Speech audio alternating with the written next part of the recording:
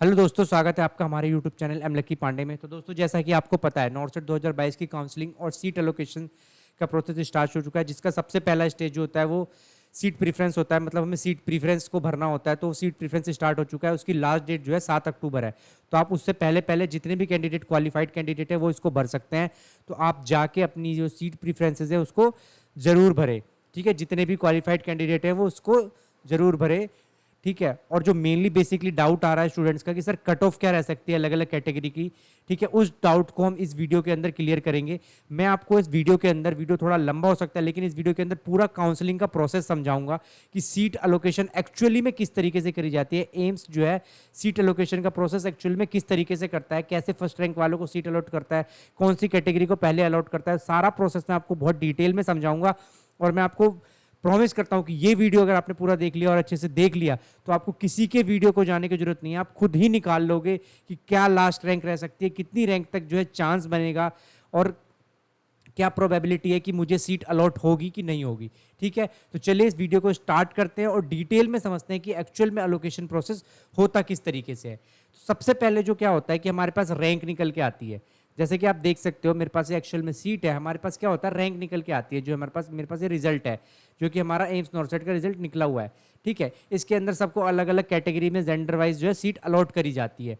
ठीक है, अब क्या होता है कि काउंसलिंग होती किस तरीके से है। तो सबसे पहले जो है काउंसलिंग स्टार्ट होती है सबसे पहले रैंक वाइज, मतलब मेरिट वाइज स्टार्ट होती है, रैंक वाइज स्टार्ट होती है। काउंसलिंग कैसे स्टार्ट होती है, रैंक वाइज, ये चीज़ आपको समझनी है।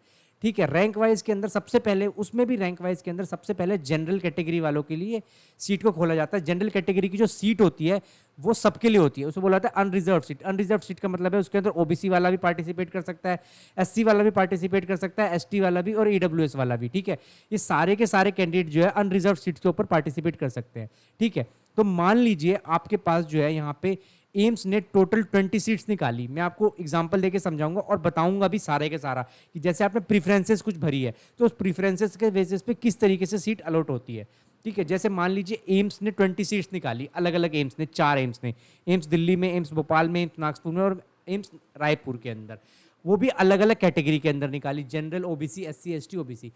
पेपर देने वाले कैंडिडेट थे 25 कैंडिडेट्स थे ओनली। ठीक है, अब इसके अंदर से हमारे पास सारे जो कैंडिडेट्स हैं 25 कैंडिडेट्स के अंदर, उसके अंदर से कैंडिडेट्स अलग अलग डिवाइडेड है। मतलब अगर हम देखते हैं तो हमारे पास जो है सिर्फ और सिर्फ जो है 7 कैंडिडेट जो है जनरल के हैं यहाँ पे हमारे पास। उसके बाद जो है अगर हम देखते हैं तो 6 कैंडिडेट जो है हमारे पास ओबीसी के हैं। उसके बाद बच गए हमारे पास 4 कैंडिडेट जो है एससी के हैं। उसके बाद 3 कैंडिडेट जो है एसटी के हैं। ठीक है, और बचे 5 कैंडिडेट ईडब्ल्यूएस के। हमारे पास टोटल कितने कैंडिडेट हो गए, अब टोटल आप देखोगे तो हमारे पास 25 कैंडिडेट हैं। तो इस तरीके से पहले तो हो गया। अब जो है सीट अलॉटमेंट प्रोसेस स्टार्ट होगा। उसमें पहले, सबसे पहले क्या बोला जाता है कि आप अपनी सीट प्रीफरेंस कर ले, मतलब आपको कौन सा कॉलेज पहले चाहिए उसको रख लीजिए। तो स्टूडेंट अपने अकॉर्डिंगली प्रीफरेंस पे रख लेते हैं। तो सबसे पहले जब काउंसलिंग स्टार्ट होती है तो सबसे पहले जनरल कैंडिडेट की काउंसलिंग को स्टार्ट होती है, मतलब जनरल कैंडिडेट की सीट्स खुलेगी।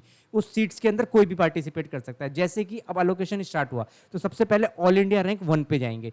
जब हम ऑल इंडिया रैंक 1 पे जाएंगे तो सबसे पहले देखेंगे कि उसकी कैटेगरी क्या है। अगर वो जनरल कैटेगरी का है, चाहे ओबीसी कैटेगरी का है, चाहे वो एससी कैटेगरी का है, वो जिस भी कैटेगरी का है, सबसे पहले तो जनरल सीट खुलेगी। मैं अब जो, आप इसको ध्यान रखना, सबसे पहले कौन सी सीट खुलती है, जनरल कैटेगरी की सीट। और जो सबसे पहले ऑल इंडिया रैंक निकलेगा उसको जो है वो सीट अलॉट करी जाएगी, चाहे वो कोई सी भी कैटेगरी का हो। और वो सीट चली जाएगी मेरिट पे बेसिस पे, मतलब वो उसको मेरिट के अंदर ही है, उसकी कैटेगरी के अंदर सीट अलॉट नहीं हुई। और यहाँ से जो अब हमारे पास जनरल मेल की एक सीट थी, जनरल मेल की हमारे पास जो एक सीट थी 20 में से, वो चली गई। अब हमारे पास सिर्फ अब 19 सीट्स बची हुई है, जिसके अंदर से जनरल मेल के लिए सिर्फ अब हमारे पास 3 सीट्स बची हुई है। ठीक है, इस चीज़ का ध्यान रखना है आपको। अब सेकंड की काउंसलिंग होगा तो अब ऑल इंडिया रैंक सेकंड वाला आएगा, जिसने अपनी प्रीफरेंस जो भरी थी वो भरी थी एम्स दिल्ली मिल जाए मेरे को। कौन आया, एम्स दिल्ली का कैंडिडेट आया, जनरल वाला कैंडिडेट आया, जिसने अपनी प्रीफरेंस जो है क्या भरी थी, सबसे पहले एम्स दिल्ली भरी थी। लेकिन एम्स दिल्ली के अंदर जनरल के कैंडिडेट की सीट तो चली गई और ओबीसी एससी की कैंडिडेट इसको हो ही नहीं सकती।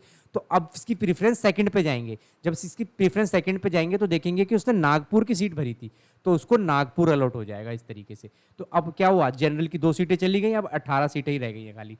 अब मान लीजिए तीसरा कैंडिडेट आता है। जो तीसरा कैंडिडेट था ओबीसी वाला कैंडिडेट था। वो कौन सा कैंडिडेट था, ओबीसी वाला कैंडिडेट था। और ओबीसी वाले ने जो है अपना प्रीफरेंस क्या भरा हुआ था, एम्स दिल्ली का प्रीफरेंस भरा हुआ था।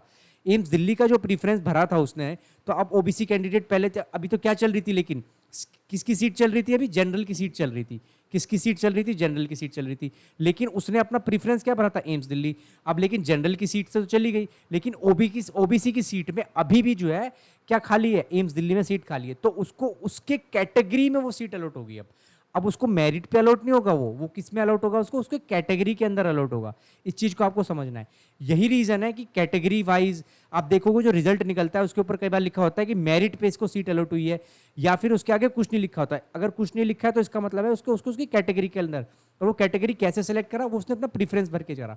अगर वो कोई प्रीफरेंस नहीं भरता, मान लो वो कोई प्रीफरेंस नहीं भरता, या वो प्रीफरेंस के अंदर ये भर देता, या जो थर्ड वाला कैंडिडेट था वो प्रीफरेंस के अंदर भर देता एम्स भोपाल, तो फिर उसको जो कैटेगरी की सीट अलॉट होती वो जनरल वाले की कैटेगरी की सीट अलॉट होती, क्योंकि सबसे पहले किसकी सीट भरी जाती है? जनरल वाले की सीट भरी जाती है। तो उसको जो सीट अलॉट होती, चाहे वो ओबीसी कैटेगरी का है, लेकिन उसको जनरल की सीट अलॉट होती, और वो मेरिट बेसिस पे होती है यहाँ पे। ठीक है, अब हमारे पास जो है क्या होगा? मान लीजिए अब चलेगी, अब तो इस बेसिस पे क्या हुआ? अब इसने पहले तो प्रीवियसली हम आ जाते हैं कि हमने क्या भरा था? ओबीसी वाले कैंडिडेट ने ओबीसी कैटेगरी भी थी, तो यहाँ से हमारे पास एक तो नागपुर वाली चली गई, अब एक ओबीसी वाली सीट भी चली गई यहाँ पे। अब जो आया चौथा कैंडिडेट आया, उस फोर्थ कैंडिडेट ने जो है क्या करा था? जनरल का था वो। उस जनरल कैंडिडेट ने सबसे पहले तो भरा हुआ था एम्स दिल्ली, तो एम्स दिल्ली के अंदर जनरल की सीट है ही नहीं। उसके बाद उसने नागपुर भरा था, नागपुर के अंदर भी जनरल की सीट नहीं है। अब उसने भरा था भोपाल, तो भोपाल के अंदर वो सीट है जनरल की, तो उसको अलॉट हो जाएगी सीट उसी की कैटेगरी के अंदर, जनरल वाले के अंदर। ठीक है, अब जो मान लीजिए फिफ्थ कैंडिडेट आया, फिफ्थ कैंडिडेट जो हमारे पास आया वो था ओबीसी कैटेगरी का। कौन सी कैटेगरी का आया? ओबीसी कैटेगरी का फिफ्थ कैंडिडेट आया, और उस ओबीसी कैटेगरी के कैंडिडेट ने सबसे पहले भरा हुआ था एम्स रायपुर। क्या भर दिया था? एम्स रायपुर की, उसको एम्स रायपुर चाहिए प्रीफरेंस पे। ठीक है, तो अब एम्स रायपुर के अंदर अभी सबसे पहले किसकी काउंसलिंग होती है? जनरल वाले की काउंसलिंग होती है। तो जनरल अब जो है गया, तो वहां पे देखा कि यस ओबीसी एम्स रायपुर के अंदर अभी सारी सीट्स खाली हैं, और सबसे पहले किसकी काउंसलिंग होती है? जनरल वाले की। तो उसको कौन सी सीट अलॉट हो जाएगी? जनरल वाले की अलॉट हो जाएगी मेरिट के अंदर। कौन सी सीट अलॉट हो जाएगी? और अभी आप देख लो उसकी ओबीसी की सीट खाली है। अब आया हमारे यहाँ पे सिक्स्थ वाला कैंडिडेट जो कि था जनरल। तो अब जनरल की कोई भी सीट खाली नहीं है, 2 सीट जो है जनरल की ओबीसी ने ले ली मेरिट के बेसिस पे, और 2 सीट जनरल कैंडिडेट्स ने ली है। अब लेकिन जो सिक्स्थ वाला कैंडिडेट आया उसके लिए कोई सीट खाली नहीं है, तो उसको कोई भी सीट नहीं मिलेगी। तो जो सिक्स्थ वाला कैंडिडेट होगा ना उसको कोई सीट नहीं मिलेगी, क्योंकि वो जनरल कैटेगरी से है। अब यहीं पे फिर अगला कैंडिडेट आएगा जो 7th नंबर पे है और ओबीसी कैंडिडेट है। ठीक है, और उसने अब प्रीफरेंस में एम्स दिल्ली भरा था, लेकिन अब तो ओबीसी की भी एम्स दिल्ली के अंदर सीट चली गई। अब तो एम्स दिल्ली उसको नहीं मिल सकता ओबीसी कैटेगरी के अंदर। फिर उसने भरा था एम्स भोपाल। अब वो एम्स भोपाल जाएंगे, ओबीसी कैटेगरी के अंदर चेक करेंगे तो यस एम्स भोपाल में सीट थी, तो इस तरीके से एम्स भोपाल की सीट भी चली जाएगी।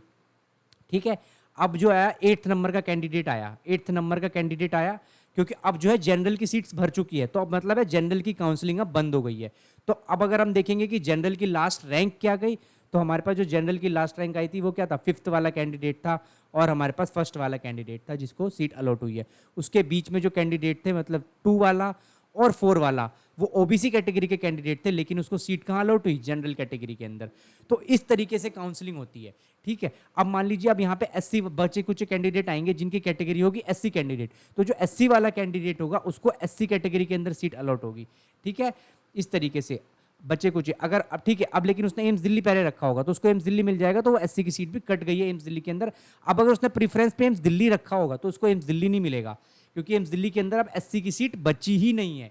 ठीक है, अब वो देखेगा कि अगली प्रीफरेंस क्या भरी है, अगली प्रीफरेंस ने एम्स भोपाल भरी है, तो अगर एम्स भोपाल में एससी की कैटेगरी की सीट होगी तो वो उसको अलॉट हो जाएगी, अगर नहीं होगी तो फिर अलॉट नहीं होगी। तो इस तरीके से जो है प्रीफरेंस का चक्कर पड़ता है, जिसका फैक्टर हमें अलोकेशन के अंदर फेस करना पड़ता है। समझ रहे हो आप कि कैसे जो है प्रीफरेंस, पहले प्रीफरेंस फिल करी जाती है और उस प्रीफरेंस के बेसिस पे जो है अलोकेशन का प्रोसेस पार्टिसिपेट करता है। ठीक है, अब यहाँ पे सब बच्चों का डाउट आ रहा है कि सर इस बेसिस पे जो है अब हम कैसे करें? तो इस बेसिस पे क्या कर सकते हो आप? अकॉर्डिंगली जो है अपनी सारी रैंक्स निकाल सकते हो, कि जैसे कि अब आप मान लो कि हमारे पास जो कैटेगरी रैंक है, अब मान लो एम्स ने हमें जो है निकाल के दिया है कि जनरल कैटेगरी के अंदर कितनी सीट्स है।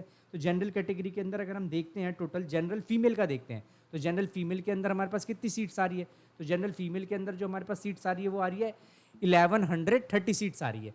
तो इसका मतलब है जब स्टार्टिंग से काउंसलिंग चलना चालू होगा तो सबसे पहले ये क्या भरेगा, ये जनरल कैटेगरी वाले कैंडिडेट्स को भरना चालू करेगा, ठीक है, जनरल फीमेल को। और जब तक भरता रहेगा जब तक 1130 के आसपास नहीं आ जाता है सीट्स, उस पर कोई सी भी रैंक हो, उस पर कोई सी भी रैंक हो, जब तक उस पर नहीं आ जाता वो तब तक वहाँ पे फिल करता रहेगा कैंडिडेट्स को। अब और इसके अंडर में अगर ओबीसी आ जाते हैं, इन 1130 सीट्स के अगर कोई ओबीसी कैंडिडेट आ जाता है तो उसको भी ले लिया जाएगा, उसका एडमिशन मेरिट बेस पे हो जाएगा। तो 1130 के अंदर जो ओबीसी कैंडिडेट्स आए, जो ओबीसी कैंडिडेट आए और उन्होंने वो प्रीफरेंस भरी थी जो कि सीट अवेलेबल जनरल कैटेगरी में थी, क्योंकि स्टार्टिंग कहाँ से होता है, जनरल कैटेगरी के अंदर, तो उनको मेरिट के बेसिस पे सीट अलॉट हो जाएगा, ठीक है। अब मैं आपको यही एग्जाम्पल समझाता हूँ 2021 के उसके ऊपर कि आप यहाँ पे देखो 2021 में जो रिजल्ट निकला था इसी तरीके से निकला था वो रिजल्ट, ठीक है, इसी रिजल्ट के अंदर बताया गया था। तो जब काउंसलिंग हुई थी तो इस रिजल्ट के अंदर साफ साफ बोल दिया गया था कि जो भी कैटेगरी के कैंडिडेट्स हैं, यहाँ पे लिखा रहता है कि मेरिट बेसिस पे, आप देखोगे जो रिजल्ट लिखा रहता है, मैं आपको दिखाता हूँ एक बार, जो रिजल्ट निकलता है हमारा उसके ऊपर साफ साफ ये चीज़ लिखा रहता है। यहाँ पे देखो आप, जो रिजल्ट आएगा उस पर देखो, यहाँ पे ओबीसी कैटेगरी ऑन मेरिट, मतलब कैटेगरी तो ओबीसी थी उसकी, लेकिन उसको सीट कहाँ मिली, मेरिट पे सीट मिली है। कहाँ पे सीट मिली है उसको, मेरिट पे सीट मिली है। तो इस चीज़ को आपको ध्यान रखना है जो मैं आपको समझा रहा हूँ। तो इस तरीके से काउंसलिंग होती है और इस रीज़न की वजह से क्या होता है कि कई बार अगर लास्ट रैंक के भी कैंडिडेट्स होते हैं तो उनको सीट्स मिलने के चांसेस बढ़ जाते हैं, ठीक है। जो भी अदर कैटेगरीज के कैंडिडेट्स हैं जैसे ओबीसी के हो गए, तो अगर वो मेरिट के अंदर लाई कर रहे हैं, जनरल मतलब अनरिजर्व सीट्स के अंदर लाई कर रहे हैं, तो उनको अनरिजर्व सीट्स के अंदर दे दिया जाएगा। लेकिन मान लीजिए अनरिजर्व सीट्स खत्म हो गई, जैसे मैंने आपको बताया कि उसने भरा तो एम्स दिल्ली, लेकिन एम्स दिल्ली के अंदर तो अब अनरिजर्व सीट्स खत्म हो गई है, लेकिन वो ओबीसी कैटेगरी का है, तो उसको ओबीसी कैटेगरी के अंदर एम्स दिल्ली मिल जाएगा क्योंकि उसने प्रीफरेंस पे एम्स दिल्ली को पहले रखा था। तो इस तरीके से सारा जो है प्रोसेस होता है, ठीक है। तो मैं उम्मीद करता हूं ये प्रोसेस आपको समझ में आया होगा। अगर इस प्रोसेस से रिलेटेड कोई डाउट है तो आप मेरे को दोबारा पूछ सकते हैं, मैं इसके ऊपर दोबारा आपको एक डिटेल में वीडियो बना के और अच्छे से समझा दूंगा। और मैं उम्मीद करता हूं कि इससे आपको समझ आ गया होगा कि काउंसलिंग का प्रोसेस और अलोकेशन का प्रोसेस एम्स का कैसे काम करता है, ठीक है। इसी के बेसिस पे जो हमारी रैंकें निकल के आ रही हैं, जो कैंडिडेट्स सारे यही पूछ रहे थे कि सर क्या रैंकें रह सकती हैं इस बार, वो जो निकल के आ रही है वो मैं आपको बता देता हूँ यहाँ पे। तो वो जो निकल के आ रही हैं जो मैंने आपको बताया, इसके अंदर सबसे पहले तो सिर्फ हमने एम्स को काउंट करा है, कोई सेंट्रल गवर्नमेंट हॉस्पिटल नहीं काउंट किया है। और ये रैंक के निकल मतलब मेल कैंडिडेट के लिए अगर जनरल कैटेगरी का तो ये लास्ट रैंक जा सकती है, ईडब्ल्यूएस के लिए ये, और ओबीसी के लिए 1880, एससी कैंडिडेट के लिए ये, ठीक है। और फीमेल के अंदर जो है ये रैंक्स जा सकती हैं, आप देख सकते हैं स्क्रीन के ऊपर मैं आपको बता रहा हूँ। और ये रैंक जो है ना टोटली चेंजेबल है, बिकॉज अब आप देखो हमने निकाला पिछले साल भी यही सीट्स थी और इसी बेसिस पे निकाला, मतलब सबसे पहले जनरल कैटेगरी का एडमिशन हो जाता है, जनरल कैटेगरी को सीट अलॉट हो जाती है, जनरल कैटेगरी पर जो ओबीसी में सीट आती है ना, तो जितने ओबीसी वाले जो है मेरिट में चले गए वो तो मेरिट में चले गए, वो ओबीसी में काउंट ही नहीं होते हैं। उसके बाद के रैंक वाले कैंडिडेट्स को जो है ओबीसी कैटेगरी के अंदर जो है काउंट किया जाता है और सीट अलॉट किया जाता है। इसी रीजन की वजह से आप देखोगे कि अभी भी जो हमारी सीट्स 8000, 1800, 2600 ये सारे निकल के आई है, और ये सिर्फ खाली एम्स की आई है। और अगर हम पिछले साल का 2021 का सीट एलोकेशन का रिजल्ट देखते हैं पहला वाला, तो हमारे पास देखोगे आप क्या आता है कि देखो अलग अलग कैटेगरीज के अंदर कितनी हाई रैंक्स गई हैं, जैसे 2200, 2300 भी गए हैं। उसके बाद अगर एसटी कैटेगरी में देखें तो 10,000 भी रैंक गया है, ठीक है। ये रीजन क्या है, इसके अंदर सेंट्रल गवर्नमेंट हॉस्पिटल्स भी इंक्लूडेड थे, बहुत सारी चीजें थी।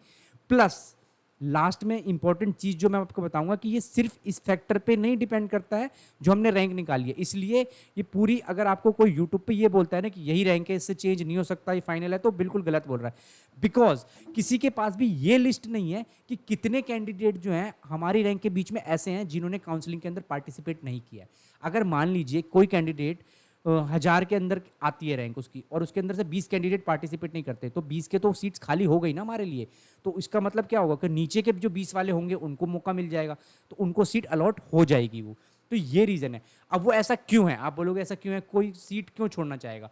और ये जो हमने डाटा निकाला है ये टोटली इस बात पे भी बेस्ड करता है कि सारे कैंडिडेट जिनका रिजल्ट आया वो सारे कैंडिडेट इस बार एडमिशन लेंगे, मतलब वो सारे कैंडिडेट ड्यूटी के लिए, नर्सिंग ऑफिसर के लिए ज्वाइन करेंगे, तो ये रैंक्स जा सकती हैं, ठीक है। पर आपको भी पता है कि ऐसा बिल्कुल भी नहीं होगा, क्योंकि क्योंकि 40 to 50% कैंडिडेट ऐसे होते हैं जिनको ऑलरेडी एम्स अलॉट हो चुका है, पर वो एम्स से खुश नहीं है, तो वो क्या करते हैं, एग्जाम दोबारा देते हैं और उनकी रैंक्स बीच में आती है, और उनकी रैंक्स आती है तो क्या पता उनको वो सेम रैंक अलॉट हो जाता है या सेम एम्स अलॉट हो जाता है, तो फिर वो क्या करते हैं, वो उसके अंदर पार्टिसिपेट नहीं करते हैं, वो उसके अंदर बैठते ही नहीं है, वो सीट छोड़ देते हैं।